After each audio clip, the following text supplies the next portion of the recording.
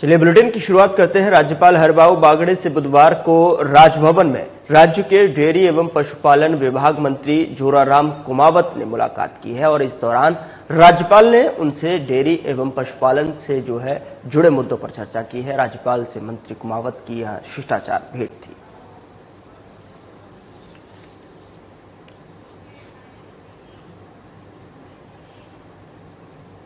मुख्यमंत्री भजनलाल शर्मा के नेतृत्व में आयोजित हो रहे rising Rajasthan global investment summit 2024 में राजस्थान ग्लोबल बिजनेस एक्सपो का भी आयोजन किया जाएगा और इसमें राजस्थान और देश भर से 100 से अधिक कंपनियां और व्यापारिक समूह भाग लेंगे। इस ग्लोबल एक्सपो में मैन्युफैक्चरिंग क्षेत्र में राज्य की क्षमता प्रदर्शित की जाएगी और देश के औद्योगिक परिदृश्य में राजस्थान की अहम भूमिका को दिखाया जाएगा। इस एक्सपो में कई पवेलियन भी लगाए जाएंगे, जिसमें राजस्थान का state of the art pavilion और कुछ चुनिंदा देशों के स्टार्टअप्स और महिला उद्यमियों के लिए लगाए जाने वाले पवेलियन प्रमुख होंगे।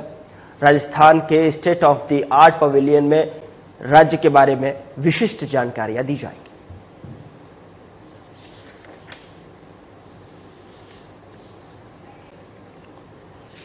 राजस्थान की क्षमता को प्रदर्शन करने का एक सुनहरा अवसर यहाँ पर साफ तौर पर कई पवेलियन यहाँ पर लगाए जाएंगे और कंपनियों और व्यापारिक समूह इस समिट के बाद इसमें हिस्सा लेंगे।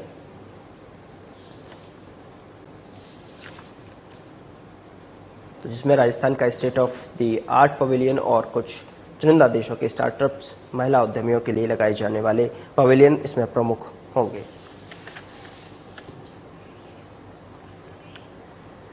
उधर जयपुर विकास प्राधिकरण द्वारा जोन 13 में निजी खातेदारी करीब 34.5 बीघा कृषि भूमि पर 3 नवीन अवैध कॉलोनियों को प्रारंभिक स्तर पर ही पूर्णतः ध्वस्त किया गया। जोन 11 में निजी खातेदारी करीब 22 बीघा कृषि भूमि पर 2 नवीन अवैध कॉलोनियों का प्रारंभिक स्तर पर ही पूर्णतः ध्वस्त एवं ग्राम बगरू तहसील सांगानेर में करीब 7 बीघा गैर मुमकिन आम रास्ता चारागाह सरकारी भूमि को कब्जा अतिक्रमण मुक्त करवाया गया।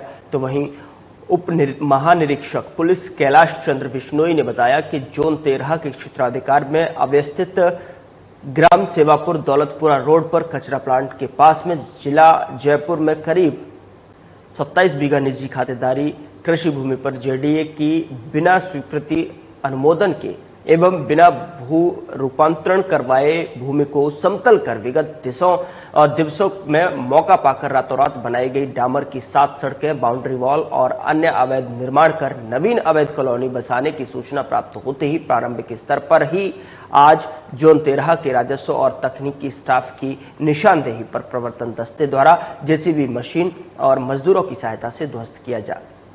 बता दें कि नवीन अवैध कॉलोनी बसाने के प्रयास को विफल किया गया है।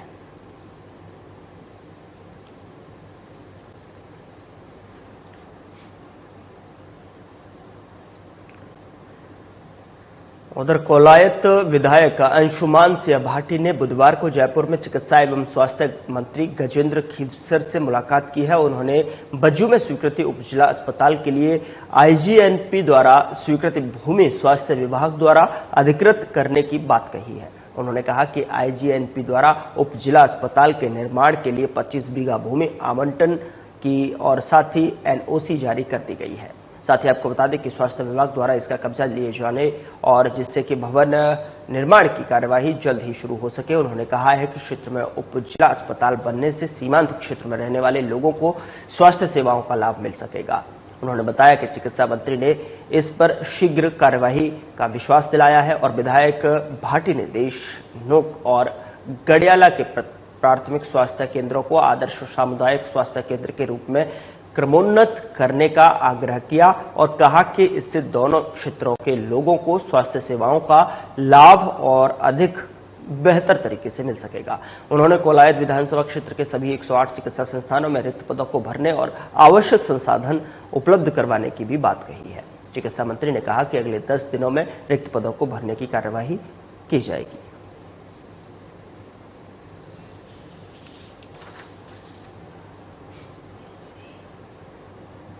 उधर नारायणपुर नगर पालिका बनने के बाद में बुधवार को घर घर कचरा संग्रह करने के लिए ज्ञानपुरा से अभियान शुरू किया गया। बता दें कि कचरा संग्रह करने के लिए लगाए गए वाहन को बानसूर विधायक देवी सिंह शेखावत, जिला कलेक्टर कल्पना अग्रवाल, उप चेयरमैन विजय इंदौरिया और चेयरमैन पुत्र भवानी शंकर ने हरी झंडी दिखाकर रवाना किया। इस मौके पर जिला कलेक्टर ने बताया कि शहरी क्षेत्र में मिलने वाली सभी सुविधाएं नारायणपुर नगर पालिका बनने से यहां की जनता को मिलेगी। नगर पालिका बनने से सफाई का काम, लाइट का काम और शहर का लुक शहरी क्षेत्र में आने से वह मिलेंगे। और उनके साथ उपखंड अधिकारी अनुराग हरित और तहसीलदार अनिल कुमार, जयराम सैनी, सुल्तान सैनी और मनोज यादव, विक्रम गुर्जर, गिरिराज सैनी सहित कई लोग मौजूद थे।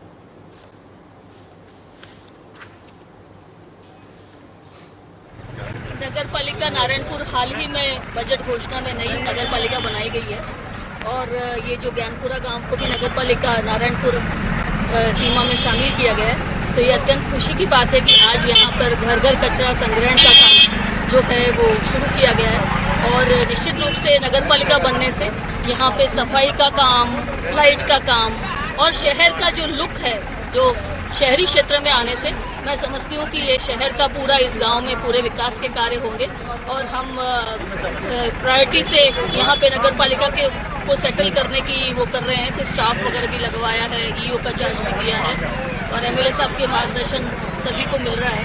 तो मैं समझती हूँ जल्दी ये नगर पालिका सेटल हो जाएगी और कार्य करना शुरू कर देगी और ये पूरा जो एरिया है, जो शहरी सीमा है, उसमें शहर का लुक और शहर वाला ब्यूटिफिकेशन का कार्य किया जाएगा।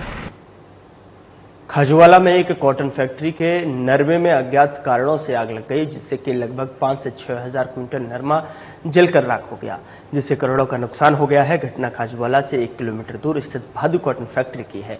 वहीं स्थानीय लोग ट्रैक्टरों और टैंकरों से आग बुझाने में जुटे हुए हैं। खाजूवाला एसडीएम रमेश कुमार, एसएचओ बलवंत कुमार और नगर पालिका जैन विकास जर्नी मौके पर जो है ग्रामीणों के सहयोग से आग को पानी के टैंकरों द्वारा जो है बुझाया जा रहा है। लेकिन खाजूवाला में दमकल वाहन नहीं होने से दिक्कतों का सामना करना पड़ा। जब तक जिला मुख्यालय बीकानेर से दमकल आती तब तक बहुत देर हो जाती।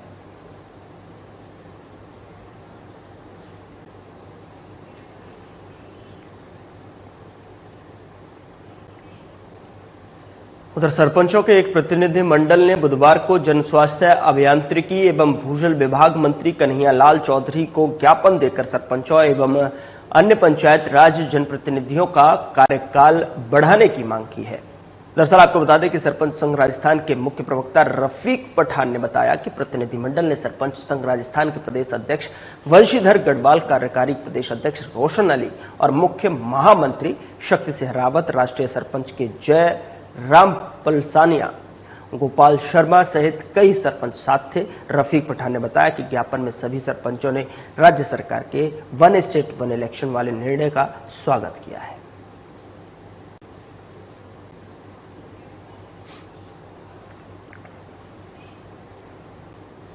उधर जिले की सदर थाना पुलिस टीम ने साइबर सेल 12 और डीएसटी टीम की मदद से कोटा रोड स्थित शराब ठेके के बाहर सेल्समैन के साथ गंभीर मारपीट कर हत्या का प्रयास करने के मामले में 8 महीनों से फरार आरोपी शिवभरण मीणा, राजेंद्र मीणा, हरप्रकाश मीणा और सुनील मीणा को गिरफ्तार करने में सफलता हासिल की है। दरअसल आपको बता दें कि एसपी राजकुमार चौधरी ने बताया कि शराब ठेके के सेल्समैन रामहित मीणा निवासी मथना ने हॉस्पिटल में पर्चा बया दिया है कि ठेके पर नशे में आए शिव भरत मीणा को शराब की बोतल देने से मना करने पर उसने गाली गलौज शुरू कर दी। गाली देने से मना किया तो उसने जानलेवा हमला कर दिया था। एसपी चौधरी ने बताया कि अन्य शातिर बदमाश लगातार गिरफ्तारी से बचे हुए थे, जिसके बाद कार्रवाई की गई और घटना में प्रयुक्त हथियार, कुटिया और सरिया 2 बाइक जब्त किए हैं।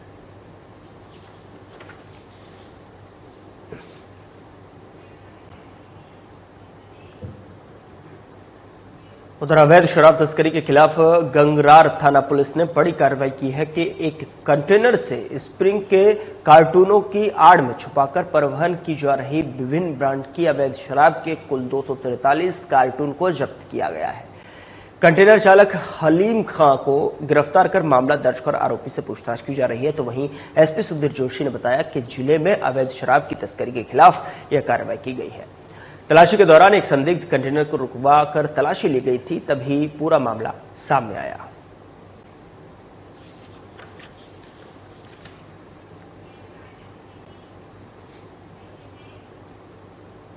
उधर जिले की राजगढ़ पुलिस ने न्यागली गांव निवासी वीरेंद्र सिंह की हत्या करने के इरादे से गोली मारने की घटना में 10 साल से फरार चल रहे आरोपी रमेश जाट को जोधपुर के सरदारपुरा इलाके से गिरफ्तार कर लिया है, जिसे कोर्ट में पेश कर जेल भेज दिया गया। आपको बता दें कि एसपी जय यादव ने बताया कि जिले में वांछित अपराधियों की गिरफ्तारी एवं अवैध आग्नेयास्त्रों के विरुद्ध कार्रवाई के लिए विशेष अभियान चलाया जा रहा है, जिसके तहत नहीं होगी। मौजूदा समय में एक ऐसे गुरु हैं जिन्होंने छात्रों को चैंपियन बनाने की ठानी, तो एक के बाद एक लगातार 6 साल तक विद्यार्थियों को पदक दिलवाए। जी हां, हम बात कर रहे हैं सूरतगढ़ के स्वामी विवेकानंद मॉडल स्कूल के छात्र एकलव्य और उनके शिक्षक श्री सुरेश पुरोहित। दरअसल एकलव्य ने टाटा कंसल्टेंसी सर्विसेज और कर्नाटक सरकार की ओर से आयोजित किए जाने वाले टीसीएस रूरल आईटी क्विज में दूसरा स्थान प्राप्त किया है। बता दें कि एकलव्य को 50,000 रुपए का नगद पुरस्कार भी मिला है। विद्यालय में प्रधानाचार्य बजरंग लाल बहादुर ने बताया कि इस राष्ट्रीय स्तर की प्रतियोगिता में इस बार एकलव्य ने अपनी प्रतिभा का परिचय देते हुए दूसरा स्थान हासिल किया है। कक्षा 10 के इस छात्र को नगद पुरस्कार भी मिला है और इस बार प्रतियोगिता के पहले चरण में 5,60,000 बच्चे शामिल हुए थे। विभिन्न चरणों को पार करते हुए एकलव्य ने यह उपलब्धि हासिल की है।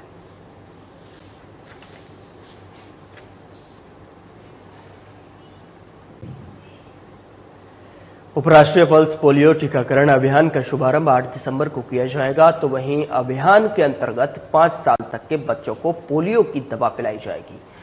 अभियान की तैयारियों को लेकर मिनी स्वास्थ्य भवन सेठी कॉलोनी स्थित मुख्य चिकित्सा एवं स्वास्थ्य अधिकारी कार्यालय के सभागार में मुख्य चिकित्सा एवं स्वास्थ्य अधिकारी जयपुर प्रथम डॉक्टर विजय सिंह फौजदार की अध्यक्षता में शहरी क्षेत्र के जोनल अधिकारियों की कार्यशाला का आयोजन किया गया।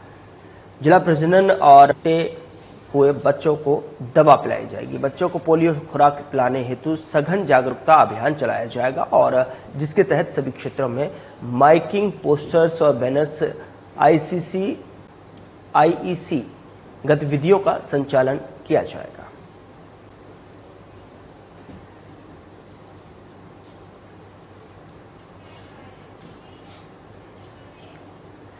उधर राजगढ़ थाना क्षेत्र के बवेली स्टैंड के समीप पुलिस और गौरक्षकों ने संयुक्त कार्रवाई करते हुए दिनदहाड़े गौकशी के लिए ले जाए जा रहे 3 गौवंशों को छुड़वाकर पिकअप को जब्त कर लिया है। दरअसल आपको बता दें कि हेड कांस्टेबल हीरालाल ने बताया कि गश्त के दौरान सूचना मिली कि बवेली स्टैंड के समीप अज्ञात वाहन में गौवंश भरे हुए हैं जो कि गौतस्करी के लिए हरियाणा ले जा रहे हैं। आपको बता दें कि सूचना पर मौके पर पहुंचने पर पाया कि पिकअप के अंदर 3 गौवंश भरे हुए थे, जिसे राजगढ़ कस्बे स्थित घोरंगी गौशाला छुड़वाया है। वहीं पिकअप को जब्त कर लिया है। उन्होंने बताया कि चालक पुलिस को देखकर पिकअप को खड़ा कर फरार हो गए, जिनकी तलाश की जा रही है। आज दिनांक 27/11 को सुबह 11 बजे हम दौरान गश्त सूचना मिली कि बमेली के पास कोई अज्ञात वाहन में गोवंश भरा है जो गौ तस्करी के लिए हरियाणा ले जा रहे हैं।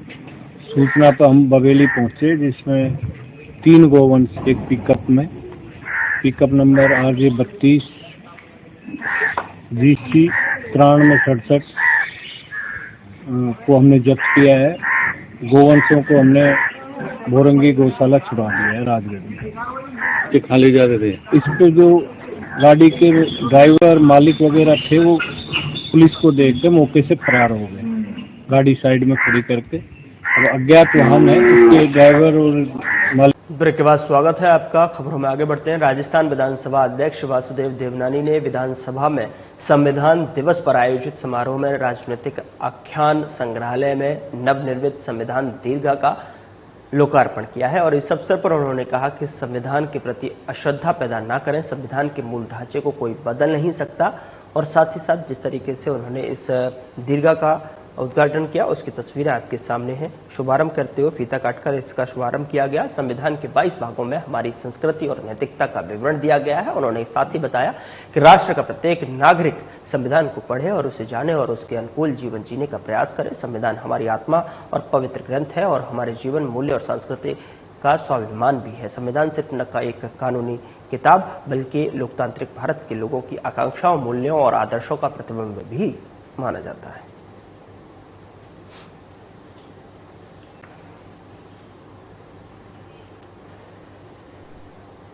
उधर संविधान दिवस पर आयोजित कार्यक्रम में देश की राष्ट्रपति का अभिभाषण हुआ, जिसमें राज्यसभा सांसद और बीजेपी प्रदेशाध्यक्ष मदन राठौड़ उपस्थित रहे। आपको बता दें कि इसके बाद बीजेपी मुख्यालय में आयोजित कार्यक्रम में प्रदेशाध्यक्ष राठौड़ ने बीजेपी के राष्ट्रीय अध्यक्ष जेपी नड्डा का उद्बोधन सुना। मदन राठौड़ ने बीजेपी के राष्ट्रीय संगठन महामंत्री बीएल संतोष से मुलाकात की और प्रदेश संगठन की महत्वपूर्ण चर्चाएं की और इस मौके पर प्रदेश प्रभारी डॉक्टर राधा मोहन दास अग्रवाल से भी मुलाकात हुई और दिल्ली स्थित बीकानेर हाउस में प्रदेश के विकास के लिए विभिन्न विषयों पर विचार विमर्श हेतु उच्च स्तरीय बैठक का आयोजन हुआ। उच्च स्तरीय बैठक में जन सरोकार के विधिक मुद्दों, प्रदेश के विकास और विकसित भारत की संकल्पना जैसे विषयों पर विचार विमर्श हुआ। बैठक में बीजेपी प्रदेश अध्यक्ष मदन राठौड़, मुख्यमंत्री भजनलाल शर्मा, केंद्रीय कानून मंत्री अर्जुन राम मेघवाल, केंद्रीय मंत्री गजेंद्र सिंह शेखावत, भूपेंद्र यादव सहित राजस्थान के सांसदगण उपस्थित रहे।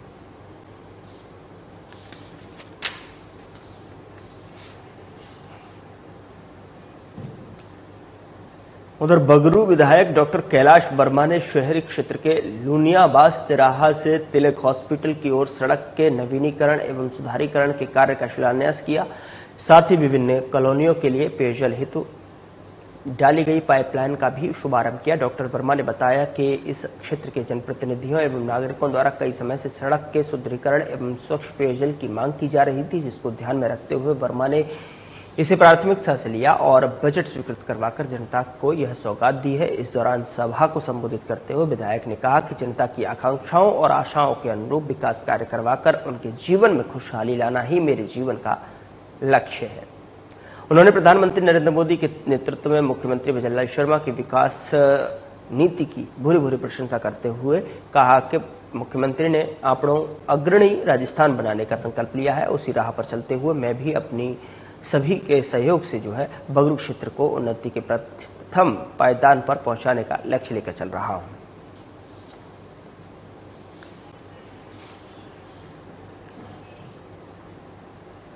उधर अतिरिक्त जिला कलेक्टर अशोक सागमा की अध्यक्षता में विभिन्न विभागों के राजकीय आवास गिरहों के संबंध में एक जिला कलेक्टर सभागार में समीक्षा बैठक का आयोजन किया गया और बैठक के दौरान अतिरिक्त जिला कलेक्टर द्वारा अवैध कब्जे वाले राजकीय आवासों में कब्जाधारी राजकीय कार्मिकों से नियमानुसार वाणिज्यिक किराया वसूली के लिए कार्मिक के संबंधित विभागों के आदेश जारी किए और एवं विभागीय अनुशासनात्मक कार्रवाई हेतु निर्देशित किया गया। सेवानिवृत्त राजकीय कार्मिकों द्वारा अवैध कब्जे की स्थिति में वाणिज्यिक किराया वसूली हेतु पेंशनर विभाग को निर्देशित किया गया कि बेदखली हेतु विधि सम्मत कार्रवाई करने के लिए कहा और निजी व्यक्तियों से आवास रिक्त करवाने हेतु कानूनी कार्रवाई प्रारंभ करने के लिए संबंधित विभागों को निर्देश प्रदान किए। इसके साथ साथ आरसीपी कॉलोनी में राजकीय भूमि कब्जा कर अवैध रूप से खेती कर रहे व्यक्तियों से भूमि रिक्त करवाकर नगर परिषद को भूमि अपने अधीन लेने के संबंध में आदेश जारी किए गए।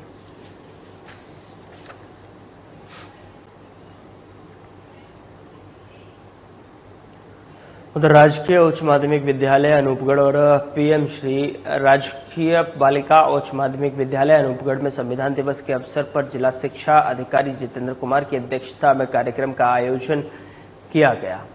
हमारा संविधान हमारा सम्मान विषय पर आयोजित कार्यक्रम में विख्याता कुलदीप भाटिया द्वारा उपस्थित सभी स्टाफ और बच्चों को संविधान की शपथ दिलाई गई और संविधान दिवस के बारे में जानकारी दी गई। जिला शिक्षा अधिकारी जितेंद्र कुमार बटला ने संवैधानिक मूल्यों एवं आदर्शों के बारे में बताते हुए वर्ष भर चलने वाले हमारा संविधान हमारा सम्मान अभियान के बारे में विस्तार से बताया और इस अवसर पर संविधान पर बच्चों के साथ प्रश्नोत्तरी का भी आयोजन किया गया, जिसमें उन्होंने उत्साहपूर्वक हिस्सा लिया।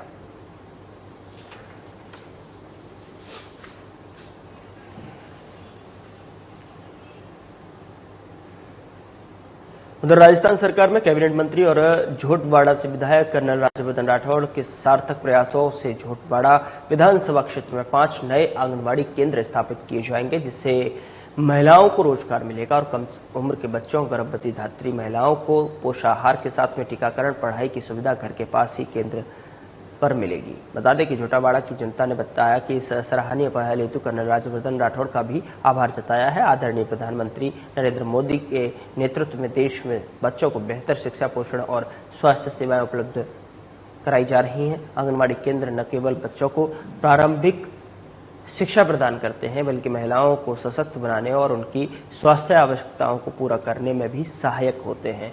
साथ ही कर्नल राज्यवर्धन राठौड़ ने कहा कि झोटवाड़ा क्षेत्र में यह पहल आदरणीय प्रधानमंत्री की विकासशील नीतियों और सबका साथ सबका विकास की भावना का प्रमाण है। यह केंद्र बच्चों को सर्वांगीण विकास में मील का पत्थर साबित होंगे।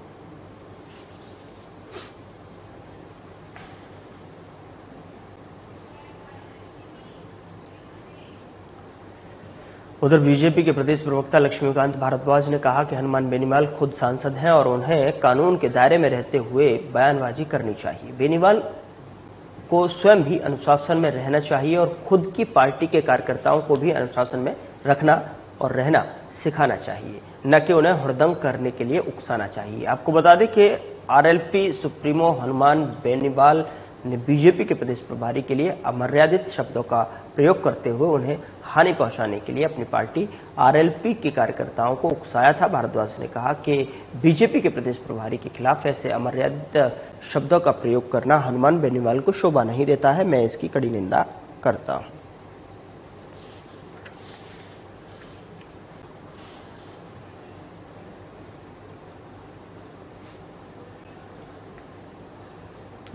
राजस्थान स्टेट मेडिकल काउंसिल द्वारा जारी नीट पीजी 2024 मेरिट अनियमितता के संदर्भ में आज यूडीएफ के बैनर तले प्रदेश अध्यक्ष डॉक्टर भरत पारीक ने काउंसिलिंग चेयरमैन से मुलाकात कर उन्हें अवगत कराया और राष्ट्रीय स्तर की नीट पीजी 2024 की परीक्षा 11 अगस्त 2024 को देश में 2 अलग अलग पारियों में हुई थी, जिसका नॉर्मलाइजेशन करने के बाद में परिणाम 23 अगस्त को घोषित किया गया था। परिणाम के पश्चात राजस्थान की सीटों के लिए राजस्थान राज्य मेडिकल काउंसिल ने अपनी काउंसलिंग के लिए सूची जारी की, जिसमें उन्होंने मेरिट लिस्ट 22 नवंबर 2024 को बनाई, जिसमें सैकड़ों अभ्यर्थियों की रैंक ऑल इंडिया में मेरिट सूची में बहुत ऊपर है, लेकिन उनके राजस्थान स्टेट में बराबर बोनस मार्क्स होने के बावजूद मेरिट रैंक काफी पीछे कर दी गई, जिससे सैकड़ों अभ्यर्थियों ने साथ में जो है अन्याय हो रहा है। यूडीएफ ये अपील करता है कि राजस्थान राज्य मेडिकल काउंसिल द्वारा की गई इस अनियमितता को दूर कर नियमानुसार मेरिट में स्थान प्राप्त करने वाले अभ्यर्थियों को काउंसलिंग का अवसर प्रदान करें।